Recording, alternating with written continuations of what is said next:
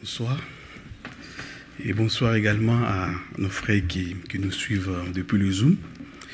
On va méditer la parole du Seigneur. On fera la première lecture dans l'évangile de Luc, le chapitre 16, à partir du verset 19.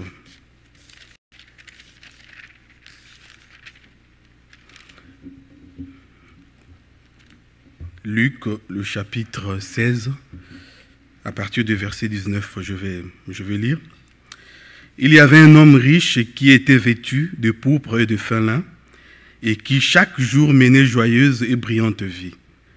Un pauvre nommé Lazare était couché à sa porte, couvert d'ulcères et désireux de se rassasier de miettes qui tombaient de la table du riche. Et même les chiens venaient encore lécher ses ulcères. Le pauvre mourut, et il fut porté par les anges dans le sein d'Abraham. Le riche mourut aussi, et il fut enseveli. Dans le séjour de mort, il leva les yeux, et tandis qu'il était en proie au tourment, il vit de loin Abraham et Lazare dans son sein. Il s'écria, « Père Abraham, aie pitié de moi et envoie Lazare pour qu'il trempe le bout de son doigt dans l'eau et me rafraîchisse la langue, car je souffre cruellement dans cette flamme. » Abraham répondit, « Mon enfant, souviens-toi que tu as reçu tes biens pendant ta vie et que Lazare a eu les maux pendant la sienne. Maintenant, il est ici consolé et toi tu souffres. D'ailleurs, il y a entre nous et vous un grand abîme, afin que ceux qui voudraient passer d'ici vers vous ou de là vers nous ne puissent le faire. » Le riche dit, « Je t'ai pris donc, Père Abraham, d'envoyer Lazare dans la maison de mon père, car j'ai 5 frères. C'est pour qu'il leur atteste ces choses, afin qu'ils ne viennent pas aussi dans ces lieux de tourment. » Abraham répondit, « Ils ont Moïse et les prophètes qu'ils les écoutent. » Et il dit, « Non, Père Abraham, mais si quelqu'un de mort va vers eux, ils se repentiront. » Et Abraham lui dit, « S'ils n'écoutent pas Moïse et les prophètes, ils ne se laisseront pas persuader quand même quelqu'un de mort ressusciterait. » Voilà, c'est la parabole du mauvais riche et du pauvre Lazare. Et nous avons lu qu'il y a 2 parties dans cette parabole. Il y a d'abord la vie de ces 2 hommes qui constituent l'histoire dans cette parabole. Et il y a la vie, lorsqu'ils étaient en vie. On parle de jeune homme riche, plutôt de mauvais riche, qui était vêtu de pourpre et de fin lin et qui chaque jour menait joyeuse et brillante vie. Et on parle d'un pauvre Lazare qui souffrait à côté. Et la deuxième partie nous parle de la réalité après la mort de ces 2 hommes. Et on voit que le riche, il était dans un lieu de tourment, alors que le pauvre Lazare était dans le sein d'Abraham. Voilà, la parabole ne veut pas dire que les riches, ils vont aller dans un lieu de tourment et que les pauvres iront dans un lieu de tranquillité. Et la réalité est bien autre. Et ce qui va nous intéresser dans cette parabole, c'est la conversation qui va y avoir entre le mauvais riche et le père Abraham. Mais bien avant ça, on peut apprendre bien de choses dans cette parabole. Premièrement, au verset 22, il est écrit « Le pauvre mourut et il fut porté par les anges dans le sein d'Abraham. Le riche mourut aussi et il fut enseveli. » Une réalité que nous connaissons, que tout le monde mourra, pauvre ou riche. Voilà, ça c'est la première leçon qu'on peut apprendre de cette parabole, c'est que l'on soit pauvre ou que l'on soit riche, il y a une réalité à laquelle personne n'échappera, c'est la mort. Voilà. Et le deuxième point qu'on verra, c'est à partir du verset 26, où il y a le mauvais riche qui va interroger, vu sa souffrance, va faire la demande au père Abraham en rapport avec son état. Il va d'abord demander, on va lire à partir du verset 24, il s'écria, « Père Abraham, aie pitié de moi et envoie Lazare pour qu'il trempe le bout de son doigt dans l'eau et me rafraîchisse la langue, car je souffre cruellement dans cette flamme. » Abraham répondit, « Mon enfant, souviens-toi que tu as reçu tes biens pendant ta vie et que Lazare a eu les maux pendant la sienne. Maintenant, il est ici consolé et toi tu souffres. D'ailleurs, il y a entre nous et vous un grand abîme, afin que ceux qui voudraient passer d'ici vers vous ou de là vers nous ne puisse le faire. Et on apprend que après la mort, il n'y a plus autre chose à faire. Voilà, donc la réalité est que après la mort, entre là où était le pauvre Lazare et là où s'est trouvé le mauvais riche, il n'y a pas moyen qu'il y ait passage d'un côté vers l'autre. Voilà, et que la décision par rapport au fait d'être dans un endroit ou dans l'autre dépend lorsque la personne vit encore. Après la mort, le père Abraham va dire qu'il y a un grand abîme qui nous sépare. Donc il n'y a pas moyen que l'on passe d'un côté à l'autre. Et cette réalité nous rappelle aussi que la notion de purgatoire, qui est souvent prêchée, où c'est un endroit où après la mort, où on purgerait nos péchés avant d'aller au paradis, est fausse. Donc ici, il n'y a pas de purgatoire. La décision est prise lorsque l'on vit. Donc le père Abraham va dire au mauvais riche, d'ailleurs, il y a entre nous et vous un grand abîme, afin que ceux qui voudraient passer d'ici vers vous ou de là vers nous ne puissent le faire. Donc il n'y a pas moyen qu'il y ait passage ou échange entre les deux endroits. Le troisième point que l'on peut noter dans cette parabole se trouve à partir du verset 29, c'est la réponse du père Abraham quant à la demande du mauvais riche. Et la demande du mauvais riche, c'est à partir du verset 27. Le riche dit, « Je te prie donc, au père Abraham, d'envoyer Lazare dans la maison de mon père, car j'ai 5 frères. C'est pour qu'il leur atteste ces choses, afin qu'ils ne viennent pas aussi dans ces lieux de tourment. » Abraham répondit, du verset 29, « Ils ont Moïse et les prophètes, qu'ils les écoutent. » Voilà. Et pour le père Abraham, Moïse et les prophètes qui étaient à la disposition des hommes de leur vivant étaient suffisants pour qu'ils décident de là où ils seraient après la mort. Voilà. Il n'y avait pas besoin qu'un mort puisse revenir pour leur parler.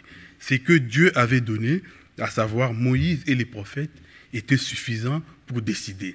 Et si Moïse et le prophète n'étaient pas suffisants pour un homme, il n'y avait pas autre chose. Voilà, la réponse est catégorique. Ils ont Moïse et le prophète, qu'ils les écoutent. Et on verra après que cette expression de Moïse et le prophète, on le trouve aussi dans l'évangile de Jean, le chapitre 1. Le chapitre 1, à partir du verset 43, c'est Philippe qui va l'utiliser pour expliquer à Nathanaël Christ, voilà, qui va le présenter. Jean 1, à partir du verset 43. Le lendemain, Jésus voulut se rendre en Galilée et il y rencontra Philippe. Il lui dit, « Suis-moi. » Philippe était de Bethsaïda, de la vallée d'André et de Pierre.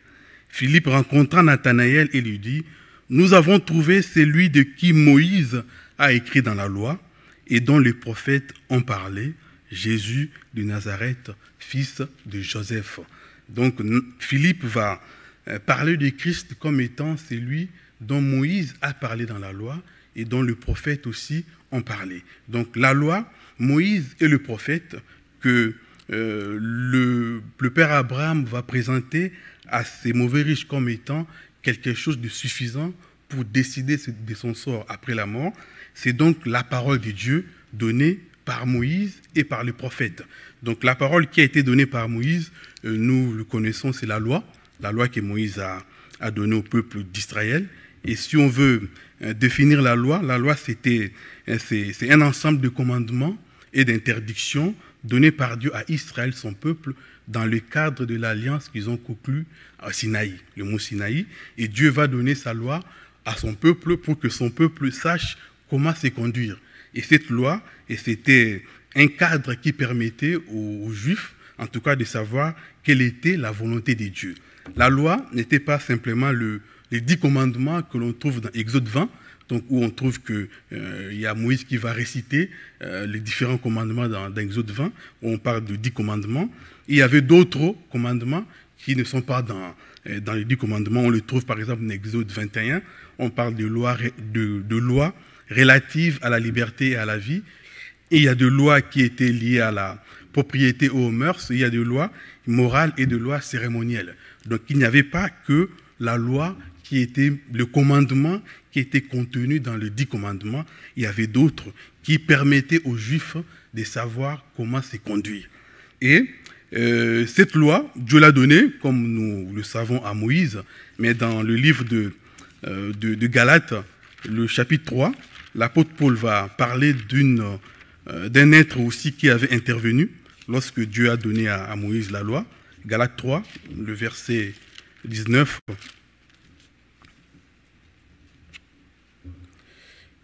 Galates 3, le verset 19.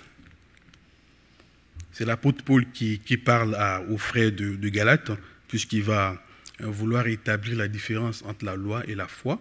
Donc il va donner pourquoi Dieu avait donné la loi, il va expliquer, et il dira au verset 19, « Pourquoi donc la loi ? Elle a été donnée ensuite à cause des transgressions jusqu'à ce que vint la postérité à qui la promesse avait été faite. Elle a été promulguée par des anges au moyen d'un médiateur. » Donc on apprend dans ces livres des Galates que les anges aussi ont intervenu lorsque Dieu a donné la loi à son peuple, qui est Israël. Il n'y avait pas que Moïse, et Étienne aussi va le présenter dans Acte 7. Étienne va dire aussi que les anges ont intervenu lorsque Dieu donna la loi à son peuple d'Israël. Dans Acte, le chapitre 7, à partir du verset 35, Acte 7, le verset 35, « C'est Moïse qu'ils avaient renié en disant qui t'a établi chef et juge. C'est lui que Dieu envoya comme chef et comme libérateur avec l'aide de l'ange qui lui était apparu dans le buisson. C'est lui qui le fit sortir d'Égypte en opérant des prodiges et des miracles au pays d'Égypte, au sein de la mer Rouge et au désert pendant 40 ans. C'est Moïse qui dit aux fils d'Israël, « Dieu vous suscitera d'entre vos frères un prophète comme moi. » C'est lui qui, lors de l'assemblée au désert, étant avec l'ange qui lui parlait sur la montagne du Sinaï et avec nos pères, reçut des oracles vivants pour nous les donner. Donc Moïse aussi a intervenu lorsque Dieu donna sa loi à son peuple. Voilà, donc Moïse est le prophète que le père Abraham évoque, c'est la loi de Dieu, et les prophètes, c'est justement les paroles que les prophètes ont données lorsqu'ils sont passés. Donc il y a le prophète Ésaïe et le prophète Jérémie. On verra dans les évangiles ou dans les épîtres Christ qui va deux fois faire référence aux paroles d'Ésaïe, ou même lorsque il rentrera premièrement dans le temple, on va lui remettre le livre d'Ésaïe. Donc il va dérouler pour lire. Donc ce sont des écrits que les prophètes ont laissés, que le peuple utilisait pour lire. Donc c'était ça. Donc Moïse et les prophètes, c'est la parole de Dieu que Dieu a laissée à son peuple pour cadrer leur conduite. Et cette parole, cette loi, Moïse et les prophètes, était sainte. Et dans le sens où Dieu exigeait de son peuple obéissance à cette loi. Voilà, donc c'était la parole de Dieu. Il n'y avait pas moyen de marcher autrement que ce que Dieu avait dit dans sa loi. Et cela n'épargnait personne. Donc il y avait obéissance qui était requise à tout le peuple. On verra des exemples frappants. Lorsqu'il y avait désobéissance par rapport à cette loi, il y avait une juste rétribution de la part de Dieu à celui qui désobéissait. Même si les intentions de la personne étaient bonnes, il y avait juste rétribution parce que la loi de Dieu était sainte et la parole de Dieu, on devait se soumettre à ce que Dieu avait dit. Il y a l'exemple frappant de Uza dans 1 Chronique 13. On va lire 1 Chronique 13.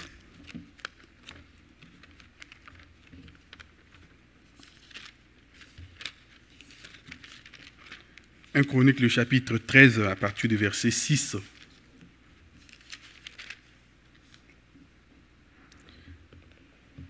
Et David, avec tout Israël, monta à Bala et Kirjath-Jarim, qui est à Juda, pour faire monter de là l'arche de Dieu, devant laquelle est invoqué le nom de l'Éternel, qui réside entre le chérubin. Ils mirent sur un char neuf l'arche de Dieu qu'ils emportèrent de la maison d'Abinadam. Uza et Ashjo conduisaient le char. David et tout Israël dansaient devant Dieu de toute leur force en chantant et en jouant des harpes, des luttes, des tambourins, des cymbales et des trompettes. Lorsqu'ils furent arrivés à l'ère des Kidon, Uza étendit la main pour saisir l'arche parce que le bœuf la faisait pencher. Donc on va voir que le peuple veut ramener l'arche dans la maison de Dieu, ils veulent ramener l'arche de là où il était, et David va mobiliser le peuple pour transporter l'arche. Alors que Dieu, dans sa parole, avait donné clairement comment l'arche devait être transportée et qui sont ceux-là qui étaient censés transporter l'arche. Donc on verra que lorsque, le verset 9, lorsqu'il fut arrivé à l'ère de Kidon, Uza a étendu la main pour saisir l'arche parce que le bœuf la faisait pencher. Le verset 10, la colère de l'Éternel s'enflamma contre Uza et l'Éternel le frappa parce qu'il avait étendu la main sur l'arche. Uza mourut là devant Dieu. Donc Uza, qui avait pourtant une bonne intention de ne pas laisser l'arche de Dieu tomber, Dieu va le frapper des morts. Uza va mourir sur place. Pourquoi? Parce que l'arche devait être transportée par des Lévites. Et Dieu l'avait déjà dit dans sa parole, donc il avait déjà établi des classes de Lévites qui étaient mandatés, qui étaient choisis pour transporter l'arche de Dieu. Et même s'il y avait une bonne intention de la part de Uza, dans la loi de Dieu, il ne devait pas porter la main sur l'arche de l'Éternel. Et lorsque cela a été fait, Dieu va le frapper. On verra par la suite dans 1 Chronique 15, par exemple, que David va s'en rendre compte. Il va appeler le Lévite pour qu'il le fasse. Dans 1 Chronique 15, le verset 12, et je vais lire 1 Chronique 15, le verset 12. David appela le sacrificateur Tsadok et Abiatar et les Lévites Uriel, Asaja, Joël, Shemaéja, Eliel et Aminadab. Il leur dit, vous êtes le chef des familles de Lévites, sanctifiez-vous, vous et vos frères, et faites monter à la place que je lui ai préparée l'arche de l'Éternel, du Dieu d'Israël. Parce que vous n'y étiez pas la première fois, l'Éternel, notre Dieu, nous a frappés, car nous ne l'avons pas cherché selon sa loi. Donc le peuple n'avait pas cherché Dieu selon sa loi, et Dieu avait frappé. La loi était sainte, et il ne fallait pas désobéir à la loi. Même si on avait des bonnes intentions, cela ne comptait pas. Il y a un deuxième exemple, le dernier qu'on prendra, c'est dans le livre de 2 Chroniques, et ceci concerne un roi, Ozias. Ozias qui était le roi de Juda. 2 Chroniques, le chapitre 26. Je vais lire le verset 3 et le verset 5 pour illustrer qui était Ozias, avant de lire ce qu'il a fait. 2 Chroniques 26, le verset 3. Ozias avait 16 ans lorsqu'il devint roi, et il régna 52 ans à Jérusalem. Sa mère s'appelait Jécolia de Jérusalem. Il fit ce qui est droit aux yeux de l'Éternel, entièrement comme avait fait Amasia son père. Il s'appliqua à rechercher Dieu pendant la vie de Zacharie, qui avait l'intelligence des visions de Dieu. Dans le temps où il chercha l'Éternel, Dieu le fit prospérer. Je vais lire le verset 16 du même chapitre 26. Mais lorsqu'il fut puissant, son cœur s'éleva pour le perdre. Il pécha contre l'Éternel son Dieu. Il entra dans le temple de l'Éternel pour brûler de parfums sur l'autel de parfums. Le sacrificateur Azaria entra après lui avec 80 sacrificateurs de l'Éternel, hommes courageux qui s'opposèrent au roi Ozias et lui dit, « Tu n'as pas le droit, Ozias, d'offrir de parfums à l'Éternel. Ce droit appartient aux sacrificateurs, fils d'Aaron, qui ont été consacrés pour les offrir. Sors du sanctuaire, car tu commets un péché, et cela ne tournera pas à ton honneur devant l'Éternel ton Dieu. » La colère s'empara d'Ozias, qui tenait un encensoir à la main. Et comme il s'irritait contre les sacrificateurs, la lèpre éclata sur son front, à présence des sacrificateurs dans la maison de l'Éternel, près de l'autel de parfum. Et Dieu va frapper le roi. Pourquoi? Parce que le roi n'a pas obéi à la loi des dieux. Et on voit que dans le verset 3 que nous avons lu, au début, il appliquait son cœur à rechercher Dieu. Et dans la loi des dieux, ce qui comptait, ce n'était pas qu'on commençait à bien suivre la loi des dieux. Il ne fallait pas le suivre au début et la négliger par la suite, il fallait la suivre entièrement. Et donc, le fait de commencer bien et de mal finir, Dieu ne regardait pas, il fallait être obéissant à la loi des dieux. Voilà, donc c'était ce qui était requis par rapport à la loi des dieux. Et si on péchait, on se devait de se repentir pour trouver miséricorde de la part des dieux. Donc, si je dois conclure, la réalité de la loi de Dieu liée à la parabole que nous avons lue, je dirais que Moïse et le prophète fait donc référence à la parole de Dieu, voilà, qui a été donnée à son peuple par l'entremise des anges et de Moïse. Voilà. Et en donnant sa parole, Dieu s'était exprimé sur la conduite à tenir. Et dès lors que Dieu avait donné la loi et ce qui était nécessaire pour la conduite du peuple, la responsabilité de son peuple était engagée. De leur vivant, il leur fallait obéir à la loi de Dieu que Dieu avait manifestée.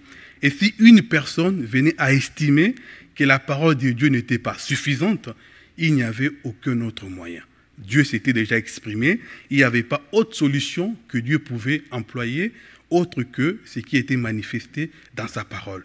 Et c'est ce qu'on trouve dans la parole ferme de Père Abraham. Ils ont Moïse et le prophète qu'ils les écoutent. Voilà, c'était suffisant pour que l'on sache se conduire devant Dieu et que l'on ne soit pas puni par la justice de Dieu. Et on lira maintenant l'épître aux Hébreux, et qui constitue le partage que l'on fera ce soir. Hébreux, le chapitre 1.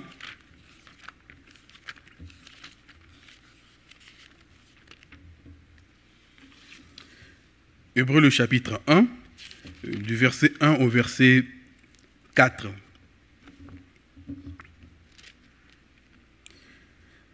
Après avoir autrefois, à plusieurs reprises et de plusieurs manières, parlé à nos pères par le prophète, Dieu, dans ces derniers temps, nous a parlé par le Fils, qu'il a établi héritier de toutes choses, par lequel aussi il a créé le monde, et qui, étant le reflet de sa gloire et l'empreinte de sa personne, et soutenant toutes choses par sa parole puissante, a fait la purification des péchés et s'est assis à la droite de la majesté divine dans les lieux très hauts, devenu d'autant supérieur aux anges qu'il a hérité d'un nom plus excellent que le leur.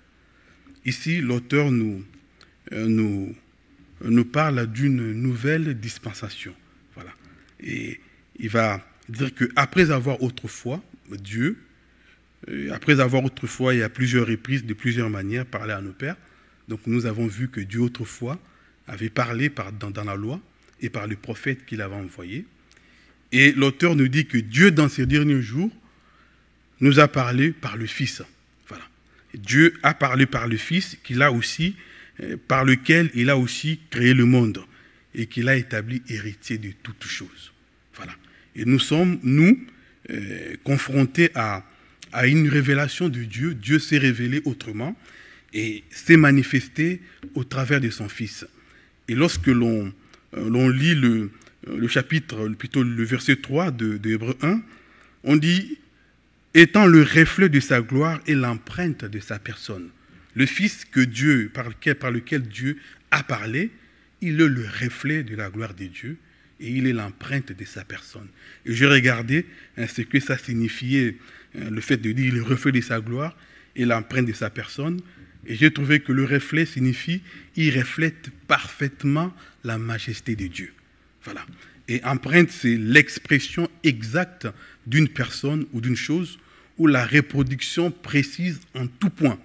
Christ est la reproduction précise en tout point de la personne de Dieu.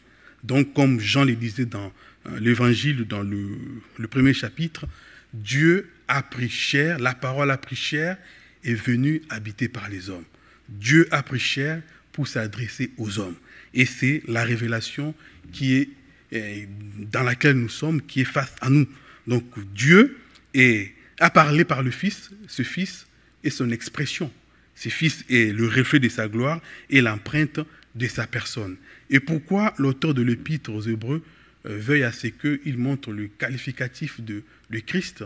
Il le montre parce qu'après on va voir qu'il dit qu'il est supérieur aux anges.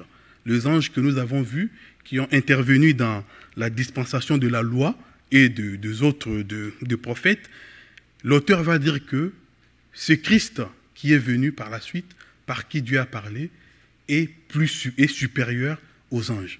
Il est le reflet de la gloire de Dieu, il est l'empreinte de sa personne.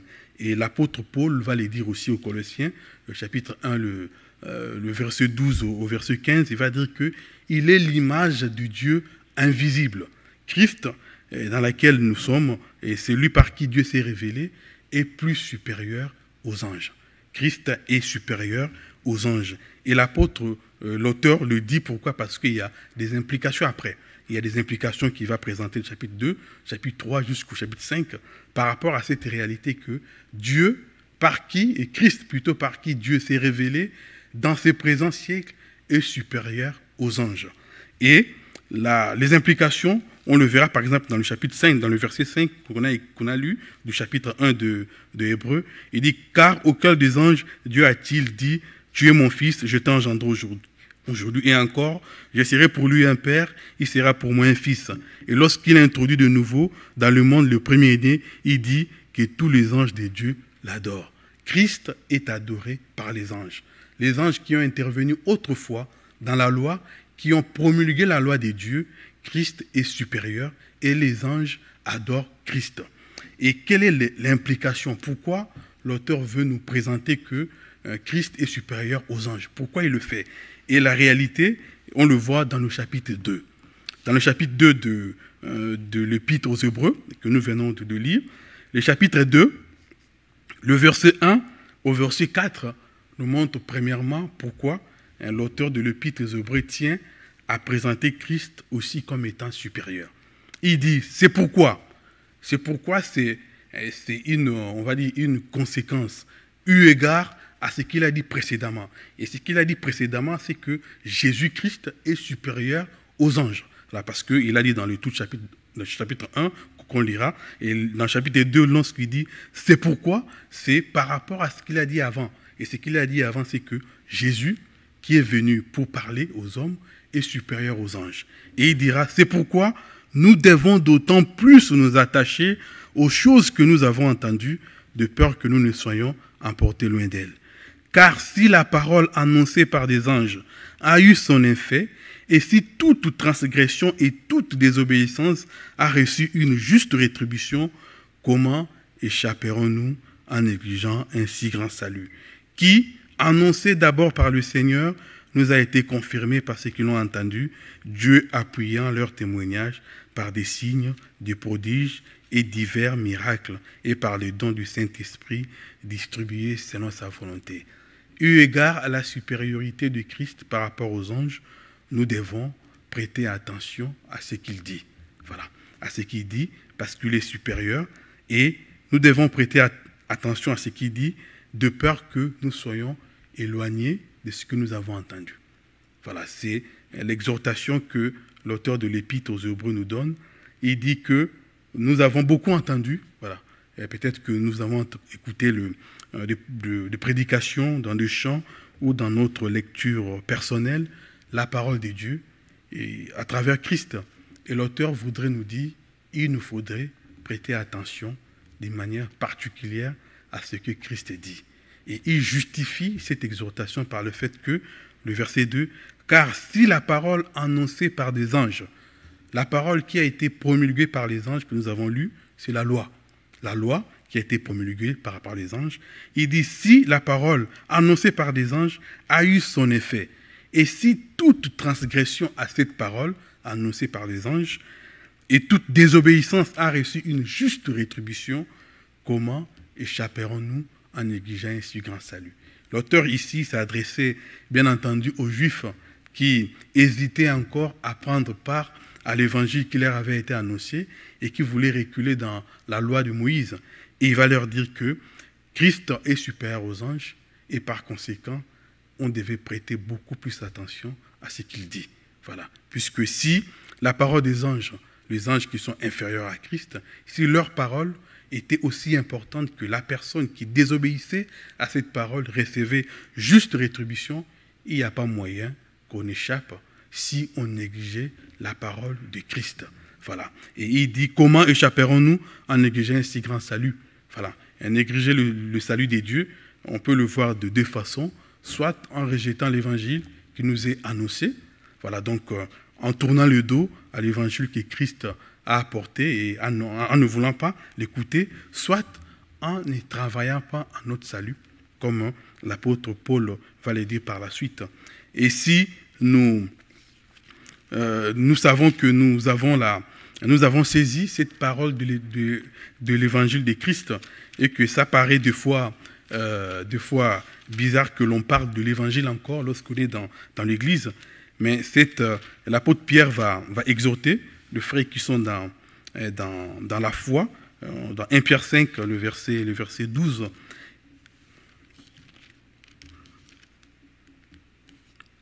1 Pierre 5, le verset 12. C'est par Sylvain qui est à mes yeux un frère fidèle que je vous écris ces peu de mots pour vous exhorter et pour vous attester que la grâce de Dieu à laquelle vous êtes attachés est la véritable. Voilà, si nous savons que nous sommes déjà dans la foi, l'apôtre Pierre voudrait que l'on sache cette grâce dans laquelle nous sommes est la véritable. Et si ce n'est pas le cas, si l'évangile de Christ n'est pas encore accepté dans notre cœur dans toute son entièreté, l'auteur de l'Épître aux Hébreux va dire qu'il n'y a pas moyen d'échapper. Voilà, il n'y a pas moyen d'échapper. Et comme nous l'avons vu dans la parabole, la décision était à prendre lorsqu'on est vivant et pas lorsqu'il y aura la mort qui va intervenir. Donc, dans l'Épître aux Hébreux, l'auteur va dire qu'on ne peut pas échapper. Comment échapperons-nous en négligeant un si grand salut? Le mauvais riche n'a pas échappé après la mort et le père Abraham pouvait le faire comprendre qu'il n'y a pas moyen maintenant. Et dans l'Épître aux Hébreux, même dans le chapitre 9, il va dire qu'il est réservé aux hommes de mourir une seule fois, après quoi vient le jugement. Et comment échapperons-nous en négligeant un si grand salut? Il nous faudrait d'autant plus considérer les paroles que Christ nous a apportées au risque de ne pas échapper aux jugements qui sont attachés. Et si il n'y a pas que le salut qui constitue la négligence, plutôt l'évangile, et qui témoigne de la négligence du salut, il y a l'apôtre Paul qui va exhorter le frère de Philippe dans Philippiens le chapitre 2. Philippiens le chapitre 2, le verset 12. Philippiens le chapitre 2, le verset 12. Il dit « Ainsi, mes bien-aimés, comme vous avez toujours obéi, travaillez à votre salut avec crainte et tremblement, non seulement comme en ma présence, mais bien plus encore maintenant que je suis absent. Car c'est Dieu qui produit en vous le vouloir et le faire selon son bon plaisir. » Voilà, on pourrait dire que moi, j'ai déjà le salut de Dieu. Je n'ai pas négligé l'évangile de Christ. Mais négliger le salut qui nous est offert par Christ n'est pas seulement rejeter l'évangile, mais aussi n'est pas obéir à cette exhortation de l'apôtre Paul. L'apôtre Paul dit « Travaillez à votre salut avec crainte et tremblement ». Et si on ne travaille pas à notre salut avec crainte et tremblement, cela constitue la négligence du salut que Dieu a apporté par Jésus. Et l'auteur de l'Épître aux Hébreux est clair, on n'échappera pas si on néglige un si grand salut. Le dimanche, par exemple, nous avons lu ces passages frappants de Galates lorsque l'apôtre Paul parle des œuvres de la chair et la conclusion qu'il fera, Galates le chapitre 5, le verset 19 au verset 21, je vais lire. « Or, les œuvres de la chair sont manifestes, ce sont l'impudicité, l'impureté, la dissolution, l'idolâtrie, la magie, les inimitiés, le querelle, les jalousies, les animosités, les disputes, les divisions, les sectes, l'envie, l'ivrognerie, les excès des tables et des choses semblables. Je vous dis d'avance, comme je l'ai déjà dit, que ceux qui commettent de telles choses n'hériteront pas le royaume de Dieu. » Voilà, c'est ce que l'apôtre Paul dit, ça semble être ferme. Donc si jamais nous sommes concernés par l'une de ces œuvres de la chair, mais que nous la traitons avec négligence, sans nous tenir devant Christ qui seul peut nous libérer par sa croix, nous ne sommes pas en train de travailler à notre salut avec crainte et tremblement. Voilà. Et si tel est le cas, nous négligeons le salut et on ne peut échapper, comme l'auteur de l'Épître aux Hébreux a dit, que comment échapperons-nous en négligeant un si grand salut? Non seulement le fait de croire en l'Évangile, le fait d'être sauvé, de proclamer le salut, mais aussi, étant dans le salut, l'auteur, l'apôtre Paul nous exhorte à travailler à notre salut avec crainte et tremblement, en considérant bien sûr ce qui nous est dit dans la parole de Dieu, en écoutant de notre vivant ce qui Dieu nous dit et en le mettant en pratique. Il y a une deuxième implication dans l'Épître aux Hébreux, à part le fait de garder la parole et de ne pas se détacher de cette parole, il y a dans Hébreux le chapitre 3, lorsque l'auteur de l'Épître aux Hébreux va faire la comparaison entre Christ et Moïse aussi, qui a intervenu dans la dispensation de la loi. Et dans Hébreux le chapitre 3, donc l'auteur va, parce que dans le chapitre 1, il compare Christ aux anges. Le chapitre 2, il donne l'implication qui est liée à cette comparaison. Dans le chapitre 3, il va dire que Christ est supérieur à Moïse. Voilà. Il n'est pas seulement supérieur aux anges, il est aussi supérieur à Moïse. Et dans Hébreux le chapitre 3, on va lire à partir du verset 7. Hébreux le chapitre 3, à partir du verset 7. C'est pourquoi, selon ce que dit le Saint-Esprit, aujourd'hui, si vous entendez sa parole, n'endurcissez pas vos cœurs comme lors de la révolte, le jour de la tentation dans le désert, où vos pères me tentèrent pour m'éprouver, et ils virent mes œuvres. Pendant 40 ans, aussi je fus irrité contre cette génération, et j'ai dit, ils ont toujours un cœur qui s'égare. Ils n'ont pas connu mes voies. Je jurai donc dans ma colère, ils n'entreront pas dans mon repos. Et le verset 12, prenez garde, mes frères, que quelqu'un de vous n'ait un cœur mauvais et incrédule au point de se détourner du Dieu vivant. Mais exhortez-vous les uns les autres chaque jour, aussi longtemps qu'on peut dire aujourd'hui, afin qu'aucun de vous ne s'endurcisse par la séduction du péché. Et la deuxième implication, qui est liée au fait que Christ, par qui Dieu a parlé, est supérieur à Moïse, c'est qu'on ne devait pas être incrédule vis-à-vis de Christ, vis-à-vis de ce qu'il dit. Et l'histoire qui est relatée ici dans le chapitre 3 d'Hébreux, et c'est dans Nombre 14, où ce peuple que Dieu avait envoyé par des espions visiter le pays, ils ont vu le pays, c'était un pays qui était bon, où coulait les laits et le miel, sauf qu'il y avait des fils d'Anak, des obstacles pour atteindre ce pays. Et ce peuple s'est révolté contre Dieu, et ils vont dire une phrase qui sera terrible. Ils disent, nommons-nous un chef et retournons en Égypte, puisqu'ils disaient que Dieu n'était pas capable de le faire traverser ce peuple. Et cette incrédulité, Dieu va le punir. Et l'auteur de l'Épître aux Hébreux va dire que il nous faudrait prendre garde, nous aussi, à ne pas être incrédules vis-à-vis des paroles de Christ. Voilà, vis-à-vis des paroles de Christ, il ne faudrait pas que nous soyons incrédules. Incrédules quant à notre perfectionnement, même si nous ne voyons pas encore notre croissance ou notre vie s'améliorer, il ne faudrait pas désespérer de Christ. Christ est suffisant pour nous conduire jusqu'au bout. Voilà, ce peuple n'avait pas jugé Dieu suffisant pour les amener jusqu'au bout. Et l'auteur de l'Épître aux Hébreux veut que nous ne soyons pas comme eux et que nous ne prenions pas exemple sur ce qu'ils ont fait, mais que nous soyons de ceux-là qui placent leur confiance en Christ pour la suite de leur vie. Et par rapport à ça, il y a l'apôtre Paul qui parle aux frères de Philippe dans Philippiens le chapitre 1. Il va leur rassurer par rapport à leur vie et par rapport à leur parcours. Philippiens le chapitre 1, à partir du verset 6. L'apôtre Paul va dire, « Je suis persuadé que celui qui a commencé en vous cette bonne œuvre la rendra parfaite pour le jour de Jésus-Christ. » Voilà, ça c'est une parole qui nous réconforte et qui nous donne d'avoir confiance en Christ. Ce peuple autrefois n'avait pas cru à la puissance de Dieu de les amener jusqu'au bout. Ils étaient incrédules vis-à-vis des dieux. Incrédules, c'est parce qu'ils ont choisi volontairement de se détourner de Dieu, de ne pas croire en lui. Voilà. Et l'apôtre ne voulait pas que l'on prenne exemple et que nous sachions que celui qui a commencé en nous cette œuvre la rendra parfaite. Et il y a d'autres passages des épîtres de l'apôtre Paul qui encouragent en tout cas le croyant à se confier au Seigneur, que ce soit pour leur vie spirituelle, mais aussi pour leurs besoins physiques. Et c'est le domaine où il y a plus d'incrédulité, où on prend souvent exemple sur ce peuple, on ne veut pas croire au Seigneur. Et il y a dans l'apôtre Paul, par exemple, qui va dire dans Philippiens 4 que le Seigneur pourvoira à tous vos besoins, selon la richesse de sa grâce.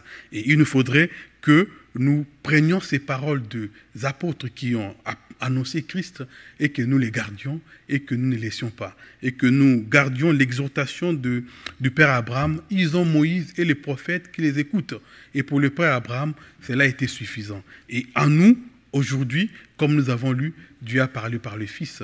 Et aussi, la parole que le Fils a apportée, les apôtres les ont apportées par la suite. Et nous devons, ferme confiance, écouter ces paroles avec fermeté et pleine confiance que ces paroles sont vraies et vies. Donc, on ne devait pas nous détourner de ces paroles, mais plutôt porter nos cœurs à croire à ce que Christ dit, puisqu'il est suffisant. De même que Moïse et les prophètes étaient suffisants au temps des Juifs autrefois, de même actuellement, Christ est pleinement suffisant. Non seulement suffisant pour nous sauver du péché, mais suffisant pour nous garder dans ce monde et suffisant pour nous conduire jusqu'à la fin. Et Christ est pleinement suffisant, c'est là que nous devons garder dans notre cœur. Et pour conclure ce message, je vais lire une parole de Christ dans les évangiles, dans Matthieu 12. Et Christ va prendre exemple sur la reine du Midi, dans Matthieu, le chapitre 12, le verset 42. Matthieu, le chapitre 12, le verset 42. C'est Christ qui parle. Il dira, « La reine du Midi s'élèvera au jour du jugement avec cette génération et la condamnera, parce qu'elle vint des extrémités de la terre pour entendre la sagesse de Salomon. Et voici, il y a ici plus que Salomon. » Et Christ va dire à cette génération que la reine du Midi, qui avait parcouru de longues distances pour venir écouter Salomon, puisqu'il avait appris, elle avait appris plutôt que Salomon était sage et qu'il avait des paroles de sagesse. Elle a parcouru des distances énormes pour venir écouter. Et Christ va dire que voici, il est ici plus que Salomon. Et si la reine du Midi a fait cette expérience, s'est déplacée autant pour écouter la sagesse de Salomon qui était passagère, combien plus nous devons nous empresser à écouter Christ dont la sagesse est éternelle, lui qui est plus que Salomon. Et Jacques 1,25 va dire que il ne s'agit pas seulement d'être de ceux-là qui écoutent la parole, mais aussi de ceux-là qui s'appliquent à le mettre en pratique. C'est seulement ceux-là qui s'appliquent à mettre en pratique la parole de Dieu qui sont heureux, et non pas ceux qui l'écoutent. Donc c'est ce que nous sommes censés apprendre de cette parabole et de cette exhortation de l'Épître aux Hébreux. Christ est suffisant. Voilà, suffisant en toutes choses. Et ce qui est requis de notre part, c'est le fait de considérer ce qu'il dit, de notre vivant. Puisque après notre vie, après la mort, il n'y a plus rien à faire. C'est de notre vivant que nous faudrait considérer. Il est suffisant pour toutes choses. Non seulement pour le salut, mais aussi pour nous garder jusqu'à la fin et pourvoir à tous nos besoins. Nous devons avoir envers lui ces sentiments de confiance et de foi, puisqu'il peut tout, selon ce qui est écrit dans les Écritures. Voilà ce que j'avais à partager avec vous. Christ est suffisant et que l'on garde cette parole et que l'on considère cela tous les jours de notre vie. On va prier. Seigneur, nous te disons merci et te rendons grâce parce que tu as connu, Seigneur, nos besoins, tu sais ce qu'il nous fallait. Et dans ta parole, il est écrit que tu nous as envoyé ton Fils bien-aimé, Seigneur, parce que nous étions sans force dans nos péchés, nous étions perdus.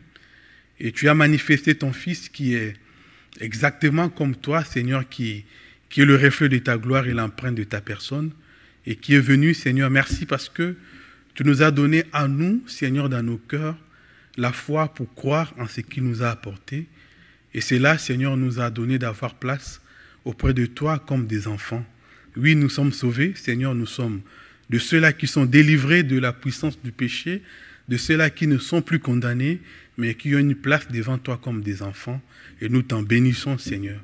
Et nous prions, Seigneur, puisque nous savons dans cette vie combien de choses nous sont proposées et combien, Seigneur, nous sommes en proie à douter, à l'incrédulité, à ne pas considérer notre salut ou à ne pas, Seigneur, considérer ce que Christ apporte, nous prions, Seigneur, que tu nous donnes des oreilles attentives et des cœurs dociles et soumis à ton Fils bien-aimé que tu as établi. Seigneur, c'est lui que tu as établi et tu as remis tout jugement entre ses mains. Nous prions que tu nous donnes de nous soumettre à lui, Seigneur, et d'avoir de cœurs qui écoutent, de cœurs qui écoutent ce qu'il dit, de cœurs qui écoutent, Seigneur, la parole qui est apportée par ton Fils, Seigneur, afin que nous soyons constamment, Seigneur, devant toi, marchant dans la joie et heureux, Seigneur, de t'appartenir. Seigneur, nous pensons à tous nos proches ou nos bien-aimés qui négligent encore l'évangile apporté par ce Fils. Nous savons qu'il n'y a pas d'autre moyen, Seigneur, puisqu'il est écrit, il s'est offert une seule fois pour toutes. Nous prions, Seigneur, pour que tu ouvres les yeux de ceux-là et que la gloire de l'évangile, Seigneur, brille aussi devant leurs yeux, afin qu'ils croient à ton Fils et qu'ils aient la vie, Seigneur, éternelle. Tendre Père, nous te le demandons dans le nom précieux de Jésus-Christ. Amen.